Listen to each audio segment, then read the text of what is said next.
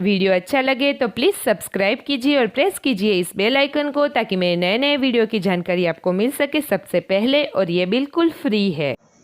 Hello friends, welcome to our channel comfort learning. After long time मैं आपके लिए लाई हूँ एक नया इंटरेस्टिंग टॉपिक जो कॉमन भी है बट यूनिक एंड नॉलेजेबल है।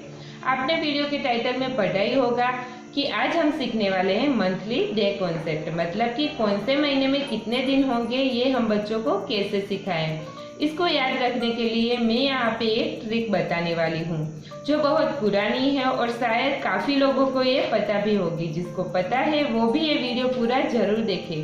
इस वीडियो में मैं बताने वाली हूँ कि बच्चों को अपने आप से ये कॉन्सेप्ट सीखने के लिए कैसे इनकरेज करना है, और वो भी इजी तरीके से। और जिसको नहीं पता है वो तो ये ज़रूर देखे, जिससे बच्चों को ये टॉपिक समझाने में बहुत आसानी होगी और बच्चा कभी नहीं भूलेगा ये मंथली डे कॉन्सेप्ट, और इसको कभी कंफ्यूजन नहीं होगी कि कौन से महीने में कितने दिन आते हैं। तो चलिए वीडियो स्टार्ट करते हैं। सबसे पहले हमें बच्चों को सिखाना है कि एक साल में 12 महीने होते हैं, मतलब कि 1 ईयर में 12 मंथ्स होते हैं। उसके बाद बच्चे को 12 मंथ्स के नेम सिखाने हैं और उसके बाद उसके स्पेलिंग सिखाने हैं।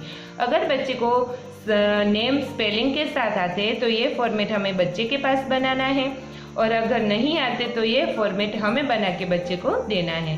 बच्चे को बोलना है कि मैं आज आपको सिखाऊंगी कि कौन से महीने में कितने दिन आते हैं, वो हमारे हैंड के थ्रू कैसे पता चलता है, और आपको यहाँ पे जो मैंने शेप्स दी हुई है उसमें वो फिल करना है। सबसे पहले बारी आती है जनवरी की।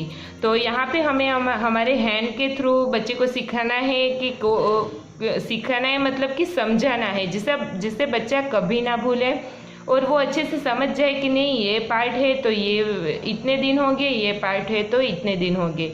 यहाँ पे मैंने जो मैंने मेरे हैंड का जो ये पार्ट बताया है, आपको बच्चे को उसके हैंड में वो पार्ट दिखाना है। उसको बोलना है कि यहाँ पे हमारे हैंड की शेप कैसी है, तो यहाँ पे अप डाउन, या फिर हम ऐसे भी सिखा सकते हैं कि ये हार्ड स्किन है, ये सॉफ्ट हार्ड सॉफ्ट, ये हार्ड सॉफ्ट, ऐसे पार्ट है। तो हम बच्चे को अप डाउन भी सिखा सकते हैं, या हार्ड या सॉफ्ट पार्ट ऐसे भी सिखा सकते हैं, बच्चे को जो भी समझ में आए। उसके बाद हमें बच्चे को सिखाना है कि जो ये हार्ड पार्ट है ये हमें समझना है 31 डेज, और जो ये सॉफ्ट पार्ट है उसको हमें समझना है 30 डेज। ये सिंपल है। ये हार्ड पार्ट तो यहाँ पे 31 डेज, सॉफ्ट पार्ट या डाउन पार्ट तो यहाँ पे 30 डेज। यहाँ पे फिर से 31, यहाँ पे फिर से 30, यहाँ पे फिर से 31, यहाँ पे फिर से 30 और यहाँ पे फिर से 31। उसके अकॉर्डिंग हमें बच्चे को सिखाना है कि ये जो हमारे मंथ, पहला मंथ कौन सा होता है, फर्स्ट मंथ कौन सा है, तो वो बोलेगा जनवरी। तो यहाँ पे है जनवरी, तो ये एक हार्ड पार्ट है या सॉफ्ट पार्ट है, या अप पार्ट है या डाउन पार्ट है, तो बच्चा बोलेगा अप पार्ट है। तो यहाँ पे ये जनवरी है हमारा पहला मंथ, तो यह अप पार्ट है, मतलब कि उसमें होते हैं 31 डेज। पहला ही ये जो डाउन पार्ट है उसमें पहले पार्ट में ही बच्चे को कन्फ्यूज़न होगी कि ये फेब्रुआरी है तो यहाँ पे होगा 30 डेज। बट हमें बच्चे को सिखाना है कि सिर्फ फेब्रुआरी मंथ ऐसा है कि जो जिसमें 28 या 29 डेज होंगे। जो बाकी सारे जो ये डाउन पार्ट है उसमें 30 डेज ही होंगे। जो फर्स्ट डाउन पार्ट है उसमें ही 28 या 29 डेज होते हैं। वो लीप ईयर के ऊपर डिपेंड करता है, जिसमें बहुत जल्द ही मैं अच्छा सा वीडियो बनाने वाली हूँ जिससे बच्चा लीप ईयर भी समझ जाएगा। तो ये बच्चे को ये समझाना है कि ये जो सेकंड मंथ है, जो डाउन पार्ट पहला ही आता है, उसमें ही सिर्फ थोड़ी कन्फ्यूज़न है, जिसमें 28 डेज या 29 डेज होंगे, बाकी सब पार्ट में 30 डेज होंगे। तो बच्चे को बोलना है जनवरी, तो बच्चा बोलेगा 31 डेज। जो फेब्रुआरी, तो बच्चा बोलेगा 28 या 29 डेज। फिर से आएगा मार्च, तो यहाँ पे आ गया 31 डेज। उसके बाद डाउन पार्ट आया तो अप्रैल, तो अप्रैल में आएगा 30 डेज। उसके बाद आया अप पार्ट, तो उसमें आएगा मई, तो मई में हो गए 31 डेज। उसके बाद यहाँ पे आया जून, जून डाउन पार्ट है तो यहाँ पे आएगा 30 डेज। उसके बाद यहाँ पे फिर से अप पार्ट आया तो वो होता है जुलाई, जुलाई में होंगे 31 डेज। ये हमारा एक रोटेशन कंप्लीट हो गया। उसके बाद फिर से हमें यहाँ से स्टार्ट करना है। यहाँ पे आया हमारा जुलाई जो अप पार्ट है जिसमें 31 डेज है। फिर से हमें यहाँ से स्टार्ट करना है, तो अप पार्ट के बाद फिर से यहाँ पे अप पार्ट ही आएगा, मतलब कि यहाँ पे 31 डेज है। यहाँ पे फिर से अगस्त में अप पार्ट आया है तो यहाँ पे भी 31 डेज ही हो गए। उसके बाद सितंबर 30 days, October 31 days, November 30 days and December 31 days. हमें एक ही हैंड में रोटेट करना है और बच्चे को लास्ट में अप पार्ट आएगा, उसके बाद फिर से अप आएगा, मतलब कि जो जुलाई अगस्त दो मंथ्स जो स्टेप बाय स्टेप आते हैं उस दोनों मंथ्स में 31 डेज होंगे, तो बच्चे को ये कंफ्यूज नहीं होगा कि 31 के बाद फिर से 31 ही आएगा, वो 30 नहीं बोलेगा। तो जनवरी 31, 30, 31, 30, 31, 30, 31, ये हमें बच्चे को समझा देना है। सिर्फ फरवरी ये लीप ईयर होता है जो 4 साल के बाद आता है, तो उसमें 29 डेज होगा। ये हम बच्चों को लीप ईयर सिखाए, उसमें हम बच्चे को समझाएंगे तो बच्चा समझ जाएगा कि इसमें 28 या 29 डेज फरवरी में क्यों आते हैं। तो बच्चे को अपने हैंड से ये हमें फील कराना है कि ये जनवरी है तो यहाँ पे आएगा 31 डेज। ये फरवरी है जो डाउन पार्ट है जिसमें हमने बोला था कि 28 या 29 डेज। उसके बाद आता है मार्च, मार्च में बोलेगा 31 डेज। उसके बाद आता है अप्रैल जो डाउन पार्ट है जिसमें आएगा 30। अप्रैल में अप पार्ट है तो 31। मई जून, जून डाउन पार्ट है तो इसमें आएगा 30।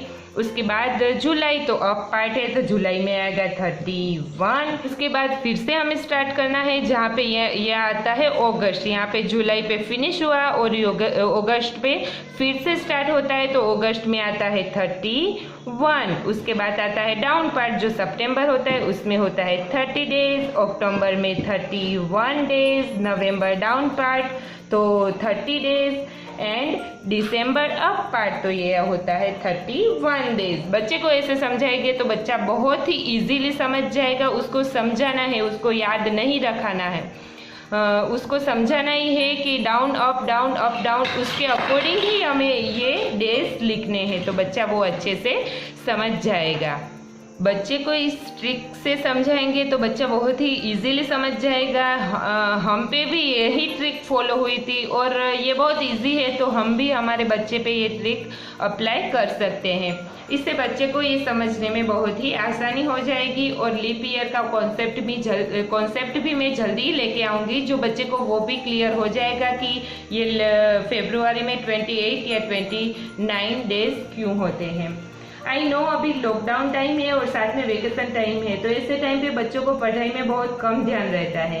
ऐसे में एक ही सॉल्यूशन है कि बच्चे को ऐसे ट्रिक के थ्रू जो जनरल टॉपिक है वो हम सिखाएं।